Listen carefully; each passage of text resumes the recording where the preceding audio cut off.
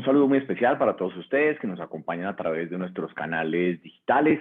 Hoy quiero conversar acerca de un tema que es un motivo de consulta muy frecuente a través de las redes sociales y también la consulta presencial, y es la posibilidad que existe para lograr un embarazo luego de haberse realizado una ligadura de trompas, más comúnmente conocida como la cirugía del pomerón.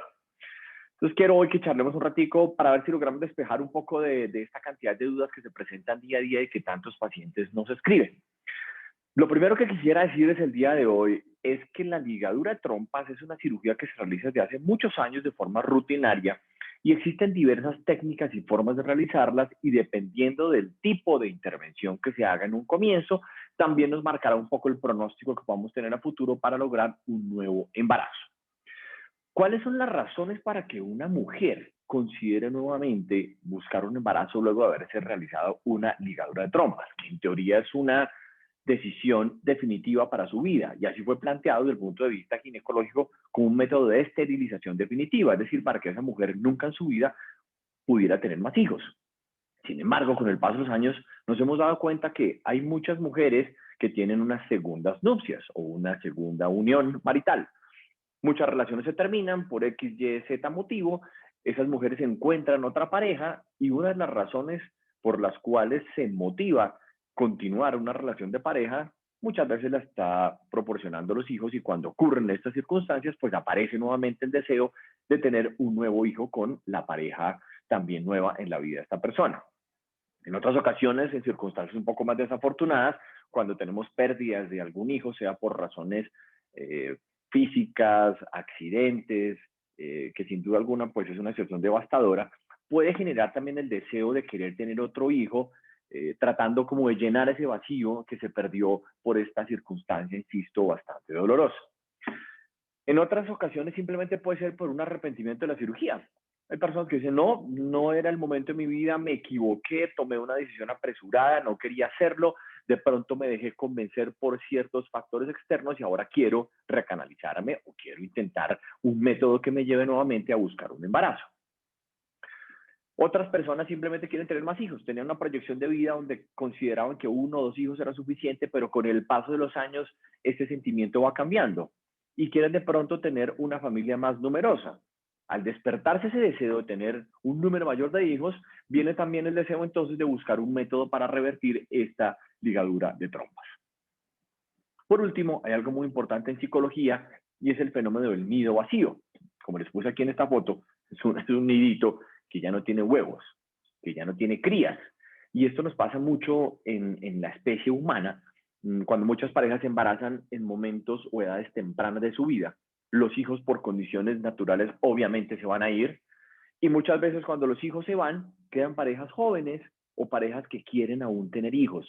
Ese sentimiento del nido vacío genera muchas veces también la sensación y la necesidad de buscar nuevamente un embarazo, insisto, luego de haberse realizado una cirugía de ligadura de trompas. Para empezar entonces a entender un poco este tema, quisiera explicarles qué es la ligadura de trompas, que es comúnmente conocida como pomeroy. Y aquí quisiera aclararles un tema de terminología, y es que el pomeroy es simplemente una de las técnicas que hay para hacer la ligadura de trompas. En el pomeroy se toma la trompa uterina, se hace una asa hacia arriba, es decir, como que doblamos la trompa. Al doblar la trompa, cortamos la parte de arriba y amarramos en la base la trompa. Esa es la técnica conocida como pomeroy, que fue planteada por un doctor neoyorquino hace muchos años, pero a partir de eso surgieron muchas variantes de la técnica de la ligadura tubárica. En otras ocasiones se queman las trompas, en otras ocasiones se cortan las trompas, en otras ocasiones se hacen como una mezcla de estas técnicas, se cortan, se queman, se ligan. Obviamente, entre más grande sea la extensión del daño de la trompa al momento de la ligadura, pues menos va a ser la posibilidad de embarazarse en el futuro, porque recuerden que es un método que se plantea como una esterilización definitiva, o sea, para que esta mujer no se pudiera embarazar. Y durante muchos años consideramos pues que no había métodos que pudieran revertir esta cirugía. Sin embargo, con el paso del tiempo nos dimos cuenta que sí tenemos posibilidades. Sin embargo, existe una variación que tiene algo de sentido hoy en día, y es que no se retira un fragmento de la trompa, sino que se retira toda la trompa o al menos una porción importante de esta parte del extremo de la trompa. Eso se hace porque se está evitando el riesgo de generar un cáncer al futuro de ovario o incluso de la trompa que queda remanente en el cuerpo de la mujer. Entonces, desde hace tal vez unos pocos años, algunos ginecólogos lo que realizan es una sección completa de la trompa, es decir, que nos queda el útero únicamente con los ovarios al lado y no tenemos trompas. Y ahí obviamente pues no tendríamos ninguna posibilidad de hacer una cirugía de recanalización. Para volver un poco a la explicación de por qué funciona una ligadura de trompas, en este dibujito ustedes ven el útero, que es esta estructura muscular que está en la mitad de la imagen, las trompas uterinas, que están cada una de ellas al lado y lado del útero, los ovarios, que son esas estructuras rosaditas que se ven acá. En condiciones naturales, una mujer produce un óvulo y la trompa captura ese óvulo y lo introduce acá. Los espermatozoides que se depositan de forma natural en una relación sexual entran en la vagina, nadan por el canal cervical, buscan el orificio de la trompa, nadan a través de la trompa y aquí en este punto se unen con el óvulo. Acá se forma el embrión y la trompa transporta ese embrión de regreso hasta el útero para que el embrión se pueda pegar en el centro del útero, que es el endometrio, y generar un embarazo que evolucione de forma adecuada. Si nosotros ligamos las trompas, así como está en esta figura, es decir, yo obstruyo el camino o el trayecto de los espermatozoides, claramente ellos no van a poder pasar de este punto y no van a poder encontrarse nunca con el óvulo. Esa es la razón por la cual, de forma mecánica, estamos bloqueando y evitando que se dé la unión natural entre óvulos y espermatozoides. Entonces recuerden, el pomeroy clásico es quitar solo un fragmento, un pedacito pequeñito, un fragmento pequeñito haciendo una asa. Hay otras variaciones que es quemar, cortar, incluso en alguna época poníamos algunos anillos que ya casi no usan mucho y recientemente algunos médicos quitan todas las trompas. Por eso es tan importante conocer exactamente cuál fue la técnica quirúrgica que se utilizó al momento de la ligadura. ¿Qué opciones tengo? Si una mujer dice, bueno, yo me ligué las trompas hace X número de años y ahora quiero embarazarme, tenemos dos alternativas. El resto de información es cuento. O hacemos una cirugía de recanalización tubárica que consiste en volver a unir las trompas uterinas, o hacemos un proceso de una fertilización o fecundación in vitro. Cada una de estas tiene sus indicaciones precisas. En algunas sesiones pasadas, en otros videos, he hablado un poco más extensamente acerca de qué se trata una fertilización in vitro. Hoy nos vamos a concentrar en la cirugía de recanalización. Entonces, ¿cuándo está indicada esta cirugía de recanalización? ¿A qué mujeres les hacemos esta intervención y a cuáles les podría ir bien? Uno, ojalá mujeres que sean menores de 38 años, donde su función ovulatoria es buena. Recuerden que las mujeres nacen con un número contado de óvulos y se van gastando esos óvulos a medida que va pasando la vida. Los mejores los va a producir como entre los 20, 25 y hasta los 32 o 35 años aproximadamente. Después de esas edades, la calidad de óvulos no es tan buena y al no ser tan buena va a ser más difícil lograr el embarazo. De forma tal que una de las primeras condiciones es que tengamos una buena función ovulatoria y esto ocurre casi siempre en mujeres menores de 38 años y entre más jóvenes sean, pues mejor les puede ir.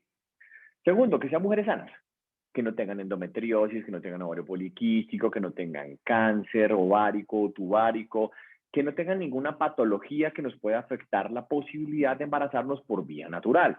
Eso es muy importante. Tercero, que no tengan ninguna enfermedad asociada, como lo acabo de mencionar, pero sobre todo enfermedades que afecten el pronóstico reproductivo, que tengamos un solo ovario, o que el ovario haya sido operado varias veces, o que tengamos miomatosis, endometriosis, todas estas patologías o enfermedades agregadas no serían un buen compañero para someter a esta paciente a una cirugía de recanalización.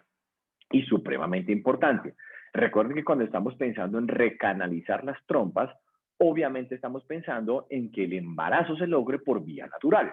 Y para eso se requiere tener un espermograma normal, o sea, una calidad y cantidad de espermatozoides suficientes para que logremos un embarazo de forma espontánea. Bien, una vez que tomamos una decisión, si cumplimos todos los requisitos que acabamos de hablar, ¿cuáles son los factores de buen pronóstico para la cirugía? O sea, ¿cómo sabemos nosotros que sí nos puede ir bien si hacemos una cirugía de recanalización? Aquí estoy pues con mi grupo de trabajo haciendo una cirugía de este tipo que les estoy comentando hoy. Entonces, ¿qué es lo primero? Pues tenemos que lograr una muy buena reconstrucción. Tenemos que lograr que los dos extremos de las trompas se unan perfectamente y nos generen un conducto permeable que sea adecuado para la entrada de los espermatozoides, la fecundación y todo el fenómeno que les acabo de explicar para poder darse la implantación. Segundo, este procedimiento debe hacerse por manos expertas. Es una cirugía que es muy fina, muy precisa y se requiere una capacitación y ojalá una experiencia de muchos años de estar haciendo este tipo de intervenciones para tener buenos resultados. Como todo en la vida requiere experiencia, requiere tacto, pero entre más años de experiencia tenga el cirujano y la clínica donde se realice, los resultados van a ser claramente mejores. Y lo pongo en rojo porque es muy importante que si ustedes toman la decisión de hacer una cirugía de recanalización, la hagan en un lugar que tenga la competencia y la formación suficiente para hacerlo de manera adecuada. Tercero, tener una buena longitud tubárica al finalizar la cirugía. Es decir, que el extremo de la trompa, como les mostré en el gráfico anterior, alcance a estar en contacto con el ovario. Si nosotros tenemos una trompa que queda muy cortica, pues entonces nunca va a lograr captar el óvulo. Entonces tiene que tener una longitud suficiente para que quede cerca al ovario y al lugar donde se produce la ovulación. Más o menos estamos hablando 5 o 6 centímetros debería ser como la longitud mínima para que la trompa logre estar en contacto con el ovario. Tener una buena cicatrización. Y esto es un factor independiente e individual de cada paciente. Todos cicatrizamos diferente, todos tenemos una forma distinta de cerrar las heridas de forma natural, pero como las trompas son estructuras mucosas, usualmente cicatrizan muy bien y esto no debería generar un problema mayor para el pronóstico de la cirugía. Y supremamente importante, hacer los controles, no solo antes de la cirugía, para revisar que realmente sí sea candidata esta persona para hacer la recanalización, sino también después de la cirugía, hacer controles, mirar que las heridas cicatricen bien y hacer un examen unos meses después de la intervención para confirmar que las trompas realmente hayan quedado permeables luego de la reconstrucción. ¿Cuál es la técnica para realizarla? Hay dos técnicas. La primera es hacerla por laparoscopia, es decir, un orificio en el ombligo, entramos con una cámara por el ombligo, utilizamos unas pinzas, miramos en una pantalla y a través de esa cirugía, que se llama mínimamente invasiva, podemos hacer la recanalización. Y la segunda es con microcirugía. La microcirugía consiste en hacer una incisión pequeñita en la parte baja del abdomen, utilizamos unas lupas con un aumento especial que nos permite ver exactamente lo que vamos a unir y así podríamos reconstruir las trompas. ¿Cuál es mejor de las dos entre la laparoscopia y la microcirugía? Realmente los resultados estadísticos han mostrado que son bastante equiparables las dos técnicas, es decir, que ambas dan muy buenos resultados, siempre y cuando la persona que haga la laparoscopia sea lo suficientemente capacitada y tenga la experiencia para hacerlo, y lo mismo con la microcirugía, porque ambas son técnicas que requieren un poco de entrenamiento y un poco de precisión para poder llevar a cabo este procedimiento con buenos resultados. La laparoscopia es un poquito más costosa por el tipo de instrumental que se debe utilizar. La microcirugía es menos costosa, pero en realidad ambas dan muy buenos resultados y les diría que escoger la técnica depende más bien de la experiencia de la persona que los vaya a operar y de la clínica donde se vaya a realizar y de los recursos que se dispongan en ese momento. ¿Cuál es el resultado? Es algo como lo que ustedes ven acá. Este resultado es en gráfica. Nosotros lo que buscamos es que vuelva a estar permeable la trompa y este es un útero recanalizado. Miren, aquí se ve ovarios. Este es un ovario, este es el otro, este es el útero, esta es una trompa, esta es la sutura, miren. Así debe quedar completamente bien unida la trompa. Y lo mismo el otro lado. Estas suturas son mucho más delgadas que un pelito de la cabeza. Es decir, que por eso se requiere tanta precisión para poder obtener un resultado como el que ustedes están viendo en la pantalla. ¿Cuál es la posibilidad de embarazo luego de la cirugía? O sea, ¿qué porcentaje de éxito tengo si me hago una recanalización? Más o menos, el 80% de las pacientes que vayan a una recanalización y logren tener los resultados adecuados que les acabo de decir, deberían estar en embarazo un año después. Es decir, que de 100 mujeres que se operan, al año 80 deberían estar en embarazo si logramos cumplir con todas las indicaciones, los requisitos, las condiciones y los desenlaces quirúrgicos ideales.